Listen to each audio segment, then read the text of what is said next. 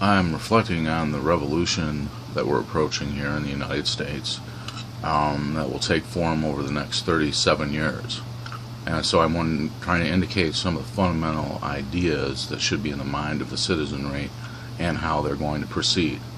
There are millions of people in the United States today who no longer pay their mortgages, for example.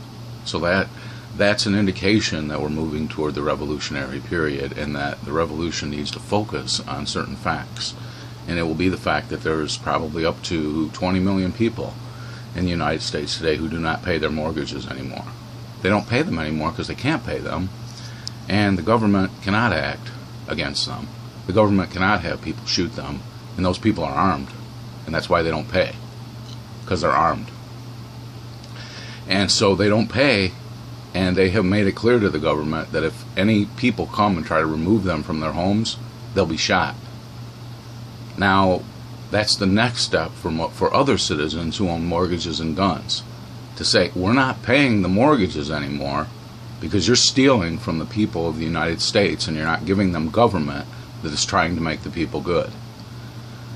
So things like Columbine, the school shootings of the 90s, the attack on the World Trade Center in the 90s, the attack on the World Trade Center again in 9/11/01, those are all reasons for those people to do exactly that, and to make clear that the government, as refounded after the guns began to blaze, is going to have to be an indication to everyone in government that nobody pays taxes unless those mortgages are forgiven for all Americans. The ones who are up to like 3 mortgages on their homes now, those are all going to be forgiven as part of the revolution. There's no reason why those people should be paying for their homes for 3 times. And they have the guns to defend those now. So the situation that the conquerors have put themselves in is that they cannot shoot the citizens, they cannot kill all of them, and there's probably up to about 80 million of them now who could begin the revolution by this fact alone. And they have already begun it because of that, because of their refusal to pay the mortgages. So that's just a beginning. It's just the start of what's going to take form over the next 37 years. And there'll be intellectuals that will need to lead the revolution and say, well, what are the goals of the revolution? Well, the goal is obvious. In the future, no citizens are going to be required to pay taxes unless their basic needs are met, whether or not they're employed. That's obvious that a new organization of government has to provide that.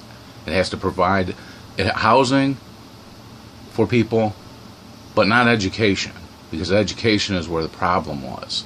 Education was where people were taken from the roots of their communities, and they were given different ideas, contradictory ideas. Middle school is really where they began to consumerize the youth, because it coincides with a period of tutoring their sexual impulses. And so it happens in middle school when young girls go to a middle school and they've got 25 guys that are seeking them, and they're seeking 25 guys, and 25 guys are seeking them, each one. And so they learn not to be monogamous, but they learn to always want more men, always want a different boyfriend, always want something new. And that's the beginning of consumerizing everybody, so that they can't be happy in their life, so they can't say, I've got one pair of jeans, and the pair of jeans I have doesn't have very many holes in it. It's got a couple holes in it, but I'm living with it. They can't do that, see? Just like, so girls need new boots and pants and blouses and dresses because they need event, and in their mind, always in a marriage, they always want a new guy, and then another guy, and then another guy, and then another guy. And then guys are kind of like that too. You know, guys need a new car, and then another new car, and then another new car, and then another new car, which Karl Marx taught people. The reason for that is because of the consumerizing of the intellect in the educational institutions. So you have to be very suspicious when you have a public education system in a country. What is it teaching people? What is it making people? What is it molding them into? Is it making them into good citizens? Is it making them into educated citizens? Is it making them into cultured citizens?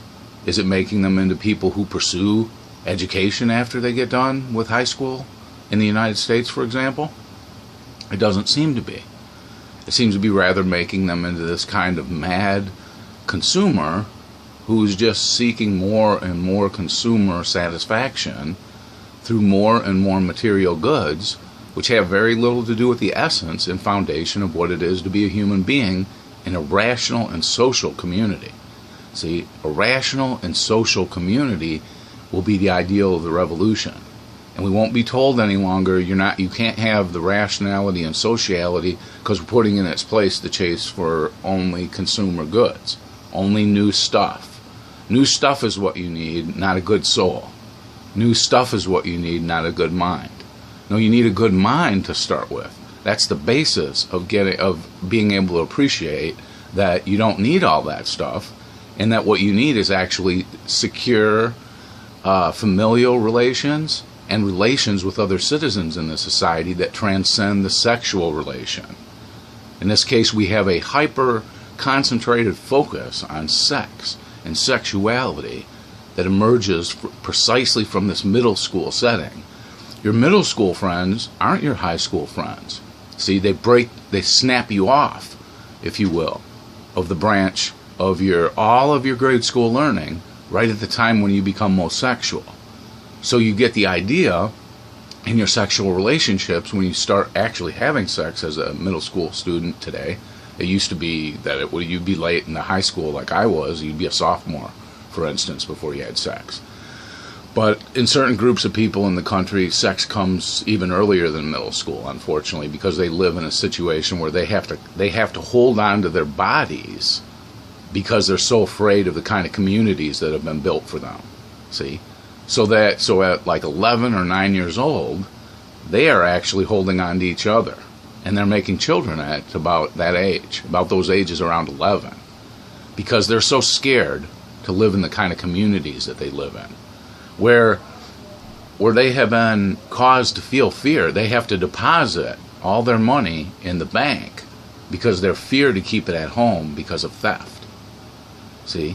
So that's another thing that the wealthy have done to corrupt the masses all these years, is that they made them fear